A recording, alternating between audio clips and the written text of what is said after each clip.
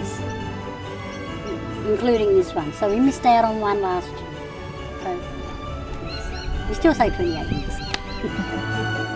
He has to bring everything, have everything ready to go in October to put it all up.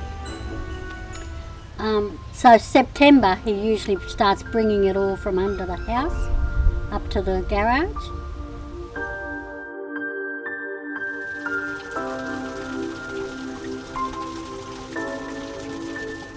I decorate for the community and the children.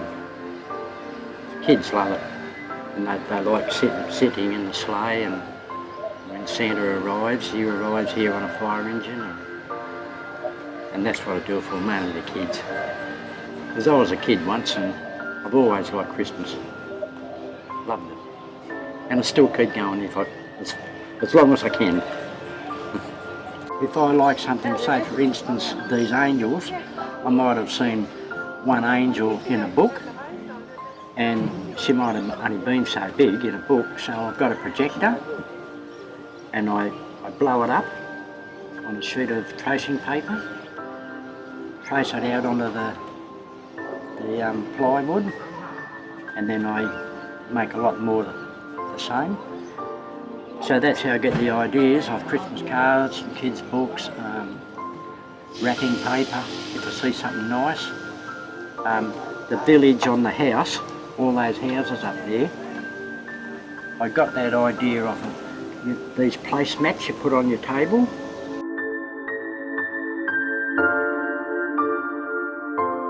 When we first started out, our council runs a competition, our local council, and they have 5 different wards. But we kept winning the awards all the time. I've got 3 trophies up there plus a plaque, and they were,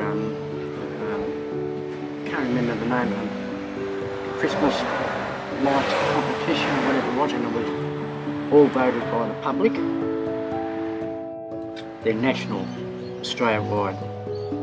And then we won them 4 years in a row. But I don't think they do that anymore. Maybe they run out of trophies.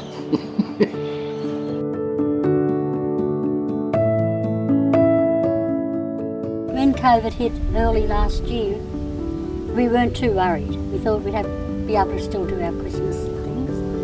And as it got closer, we had to start making a decision whether to do it.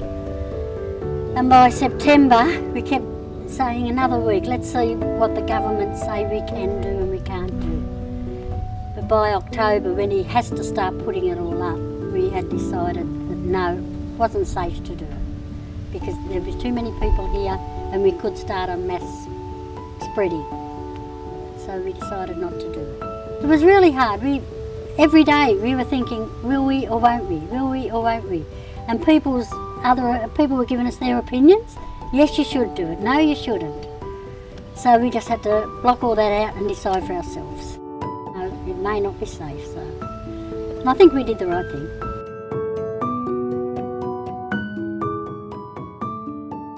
Yeah, I was bored to tears. Oh, I just felt sad that we couldn't do it. It's a bit disappointing. We were getting messages, you know, on Facebook. Why can't we do this? Why can't we do that? But no, I either do the whole lot or none at all.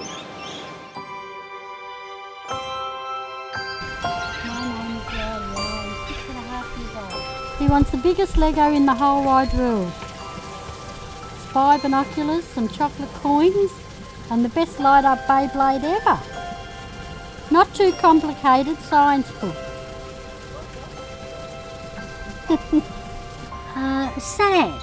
It was very sad. We didn't have all the people around that we normally have. And it's a joyous time. It was just all gone. It was so sad. And it was sad for a lot of people, not just us, that we weren't doing it. Not just us.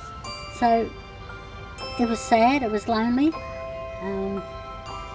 But we didn't let it get us down. We still kept thinking, yeah, Christmas is coming, it'll be fine. We usually come out here about 7:30, and there's a lot of children that go to bed early, that are playing on the lawn, and We give out lollipops to all those, talk to the people. The lights come on about 8 o'clock and it starts to get dark, and then the crowds come and we sit here with our ice cream man and giving out lollipops, talking to people until about 12 o'clock at night. Then we normally turn off, and if we've got any guests of our own here, we go in and have a cup of tea and sit out and talk about the night until 1 o'clock. Then we do it all again the next night. But no, it's good. It's all good. Well, I put it on Facebook that we were not lighting up, and then the newspaper got hold of that and the TV stations, and they wanted to know why and do a story about why we're not doing it because of COVID, thinking the health department wouldn't let us do it and the government wouldn't let us, but we had a bit of advice that it wouldn't be the best thing to do, but it was our decision, not theirs.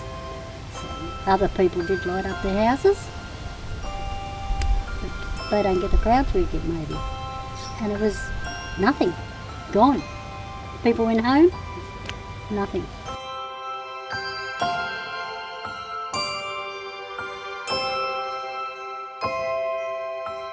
We raise money for the Sydney Children's Hospital Foundation every year, and we have been doing it for 15 years. And last year it was nothing. So, and they missed out on a lot of charity. How much do we raise? Well, probably $5,000-6,000 at a time, roughly. But over the last 15 years, we've raised $60,000 for them, or over, they told us.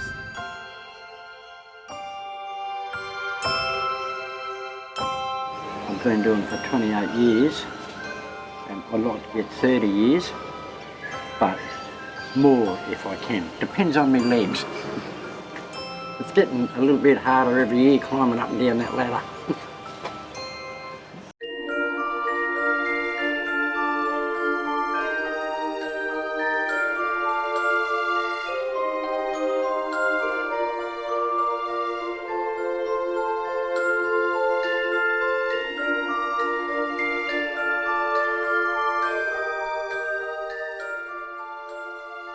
We were in lockdown and we still had the same decision to make.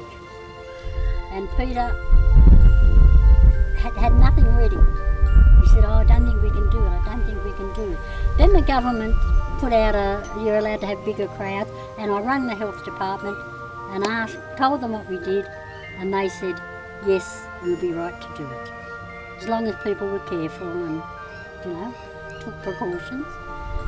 And so in October, he had to race all the things up to the garage in about a few days, and then he got started. So people walked past and were all glad. They were all praising him for doing it. So yeah, we're back bigger than ever.